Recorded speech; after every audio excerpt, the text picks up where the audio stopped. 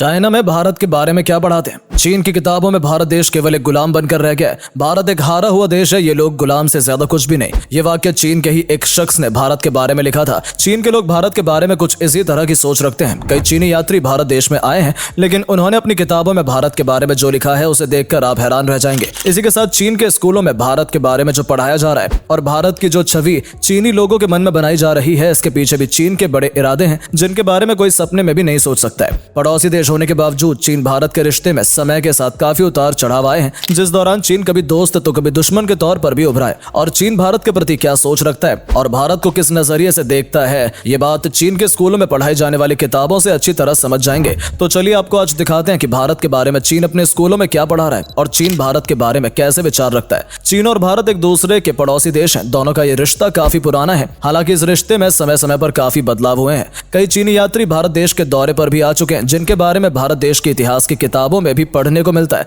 उन्हीं चीनी यात्रियों में से फाया और नासा के भी नाम है, जिसका नाम आपने भी सुना होगा। ये यात्री करीब 1600 सदी से भी पहले भारत आए थे और उन्होंने भारत देश के बारे में कुछ यूं लिखा था। मध्य भारत के लोग खेती के काम करते थे और राजा को टैक्स चुकाते थे। हर किसी को कहीं भी जाने और रहने की आजादी थी। मृत्यु दंड पर रोक थी और बौद्ध धर्म का प्रभाव ऐसा था जिसमें कि किसी को शारीरिक दंड भी नहीं मिलता था। इसके बदले अपराधी को अर्थ दंड देना होता था। इसके बाद 16वीं सदी की बात है, जब यूरोप से चीन आए रिची ने अपने परिचय देते हुए कहा कि वो भारत से आए हैं। उनके अनुसार उस दौर में भारत को सभ्यता का देश, पवित्र भूमि समझा जाता था और ये वही समय था जब चीन और भारत के रिश्ते अच्छे थे। किसी भी देश को एक दूसरे से कोई शिकायत नहीं थी। यही वजह है कि चीन के उल्लेखों में भारत का उल्लेख ठीक ठाक देखने को मिलता है। इन चीनी यात्रियों ने जो भी भारत के बारे में लिखा है उसके अनुसार भारत देश को लंबे समय तक बौद्ध की भूमि के तौर पर देखा गया। चीन के लिए भारत की यह छवि लगभग कई सौ साल तक बनी रही, लेकिन 17वीं सदी के आते आते जैसे जैसे भारत देश में बदलाव हुए, वैसे वैसे चीन के विचार भी भारत को लेकर बदल गए। 17वीं सदी में चीनी लोगों द्वारा जो लेख मिलते हैं उनमें भारत सिर्फ एक हारा हुआ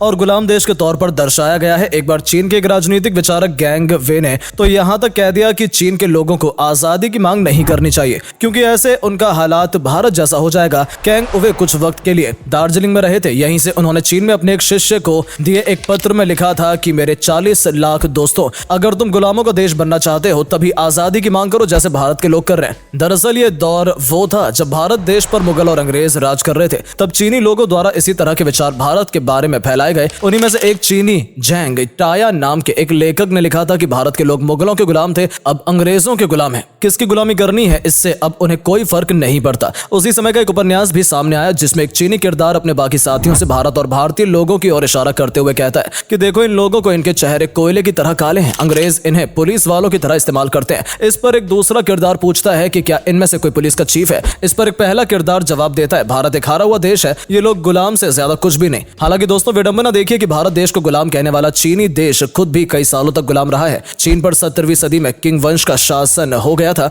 किंग वंश के लोग देखा जाए तो विदेशी थे और इससे पहले चीन पर मंगोलों का राज रहा था। यानी खुद चीन ने हजारों साल विदेशी राज सहा, लेकिन चीन को सिर्फ भारतीय लोग ही गुलाम बनते हुए नजर आए। किंग वंश के चीन में सिर्फ दक्षिण भारत को असली भारत माना जाता था, बल्कि उत्तर भारत को मुगल भारत कहा जाता था। चीन के लिए मुगल विदेशी थे, इसीलिए जब मुगलों के बाद अंग्रेजों का राज स्थापित हुआ था तब चीन के लोगों का इस पर मानना था कि भारत पर एक विदेशी सत्ता हटा दी गई है और उस पर फिर दूसरी सत्ता ने राज करना शुरू कर दिया है या कब्जा कर लिया है। 19वीं शताब्दी के दौरान अंग्रेजों ने चीन में अफीम का कारोबार शुरू किया था, जिस चक्कर में चीन के साथ दो बड़ी लड़ाइयां लड़ी गई, जिसे अफीम युद्ध कहा जाता है। ब्रिटिश फौज में तब चूंकि भारतीय सिपाही हुआ करते थे, इसलिए चीन ने भारत के लोगों को ऐसे गुंडों के रूप में देखा जो अंग्रेजों के लिए किराए पर काम करते हैं, जिस वजह से पूरी 19वीं शताब्दी के दौरान चीन में भारत की छवि बिगड़ती चली गई। चीन के लोग भारतीय व्यापारियों को शक की निगाह से देखने लगे। उनके अनुसार भारत के व्यापारी शंघाई में अफीम बेचकर मोटा मुनाफा कमा रहे थे, जबकि असल में यह एक व्यापार की तरह ही था। कुल मिलाकर कहें तो 19वीं शताब्दी में जो ब्रिटेन और पश्चिमी के प्रति चीन में जो गुस्सा था,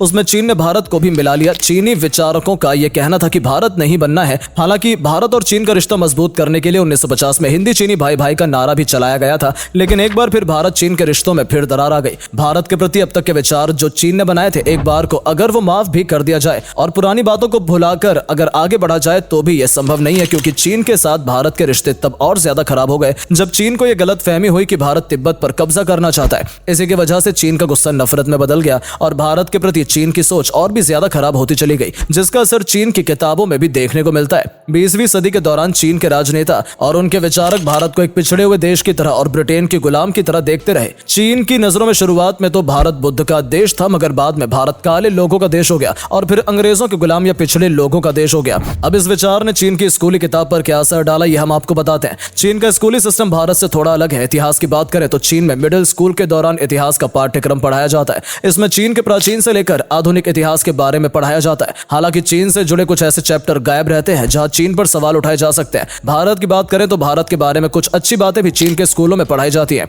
जैसे कि चीन ने शुरुआती दौर में भारत को देखा था, उस हिसाब से बौद्ध धर्म के इतिहास से लेकर भारत के भूगोल के बारे में चीन में पढ़ाया जाता है। भारत में हरित क्रांति कैसे हुई इसका जिक्र मिलता है। इसके अलावा दुग्ध क्रांति का भी जिक्र है। मुगल काल के दौरान अकबर और औरंगजेब के शासन के बारे में पढ़ाया जाता है। साथ ही यह भी बताया गया है कि कैसे ब्रिटेन ने भारत पर कब्जा किया और भारत का इस्तेमाल चीन को बर्बाद करने के लिए किया। चीन की किताब में 1857 के विद्रोह का भी जिक्र मिलता है। महात्मा गांधी, जवाहरलाल नेहरू जैसे नेताओं के बारे में भी किताबों में बताया गया है। भारतीय आजादी के आंदोलन को इन किताबों में एशियाई देशों के दूसरे आंदोलनों से कंपेयर किया गया है, जिसमें दुश्मन सिर्फ एक है, ब्रिटिश उपनिवेशवाद। आपको बता दें कि मिडिल स्कूल तक की किताबों में भारत और चीन के बीच विवादों का कोई खास जिक्र नहीं मिलता। हालांकि जहां तक स्कॉलर्स की बात है तो यहां पर सरकारी स्कॉलर्स हर मामले में भारत की तरफ उंगली उठाने की कोशिश जरूर करते हैं। इसके अलावा 1962 के युद्ध के बारे में चीन आज भी प्रोपेगेंडा चलाता है कि भारत तिब्बत को हथियाना चाहता है। तो दोस्तों, चीन कुछ इस तरह के विचार भारत के प्रति रखता है। हालांकि चीन की स्कूली किताबों में भारत के लिए कुछ गलत न लिखा हो, मगर इससे यह जाहिर नहीं हो जाता कि चीन के इरादे भारत को लेकर नेक है। फिलहाल आप चीन को कैसे देखते हैं कमेंट करके जरूर बताएं। जाते जाते वीडियो को लाइक और शेयर करना ना भूलें। मिलते हैं आपसे हमारी अगली वीडियो में, तब तक के लिए धन्यवाद।